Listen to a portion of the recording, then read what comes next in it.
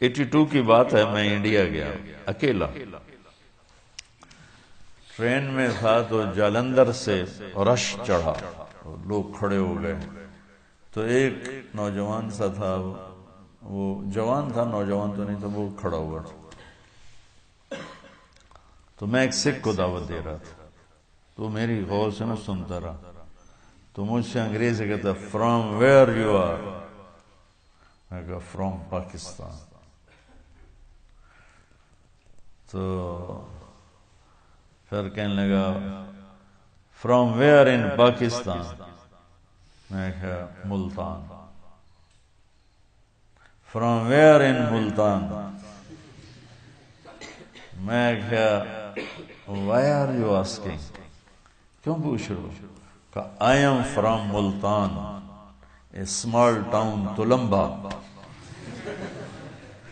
جب تلمبا گیا تو میں ہنس پڑا، تو پھر اردو میں بولا ہنسے کیوں ہو؟ میں کہا آئی ایم فرام تلمبا۔ کہنے لگا آپ اپنی بولی بولیے۔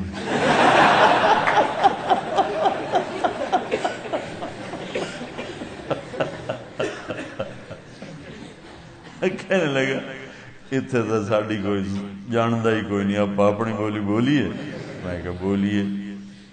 اس نے پیچھے اس کی بہن مجمع میں پھنسی کھڑی تھی، ایجڑ عمر رسیدہ، اس نے اس کو جا کے بتایا کہ تلمبے کا ایک لڑکا بیٹھا ہوا، وہ تو آئی شیرنی کی طرح تھی بھی ایسی ہیوی ویٹ، اس نے ایک ادھر پھینکا، ایک ادھر پھینکا، ادھر پھینکا۔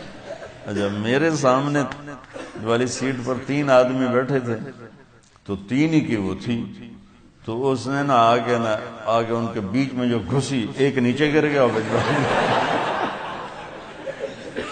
مجھے کہتی پترا تو تلمبیدا ہے؟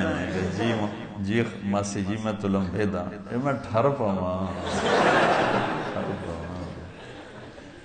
جتنے تلمبے کے، اس نوجوان کا نام تھا رام سروپ چگ، رام سروپ چگ، مجھے آج تک یاد، مجھے اب تو چیزیں یاد نہیں رہتی ہیں، مجھے آج تک یاد، رام سروپ، 86L سیٹلائٹ ٹاؤن، اس نے مجھے اپنا ایڈریس دیا تھا، پتہ نہیں زندہ ہے مر گیا۔ لیکن تلمبے کے ہندو سونی پت شفٹ ہوئے، اس سونی پت کے مسلمان وہاں تگا ایک قوم تھی بڑی، وہ تلمبا شفٹ ہوئے، کچھ اس میں راجپوت فیملیز بھی ہیں، کوئی یہ تگا فیملی بھی۔ تو وہ بی بی جلندر سے جو شروع ہوئی ہے مجھ سے باتیں کرنا تلمبے کی، تو سونی پت تک وہ چپ نہیں ہوئی۔ امبالے گاڑی روکی تو میں نے وہ باہر چھاوڑی والا سیب بیچ رہا تھا، میں نے سیب لیے، تو میں نے کاٹ کے میں نے کہا ماسی کھاسو، کہ پتر سی مسلیاں کو لوگ کھاندے نہیں، پر تو تلمبے دائیں تیرے کو ضرور کھاس، تو کھائے۔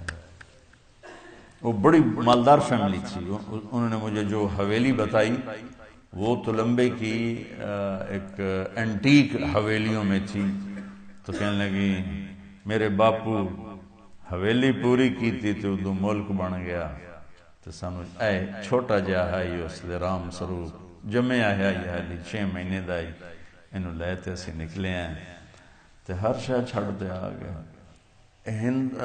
تلمبے میں ہندوؤں کی 2 بڑی فیملیاں تھیں، ایک پروتھی اور ایک چک۔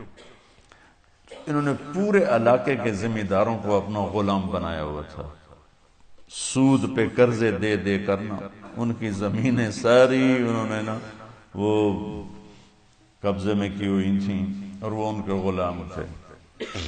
تو اب اس حویلی میں 20-25 خاندان رہتے ہیں، اور وہ اکیلے اس کے مالک تھے اس وقت۔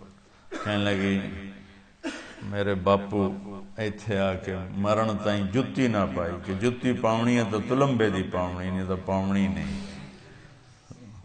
ایک تلمبے کا حقہ، ایک کھسا، یہ مشہور تھا، تو اس لیے وہ اسی جوتے کے چکر میں ہوگا، ننگے پاؤں ہی مر گیا باپ ہمارا۔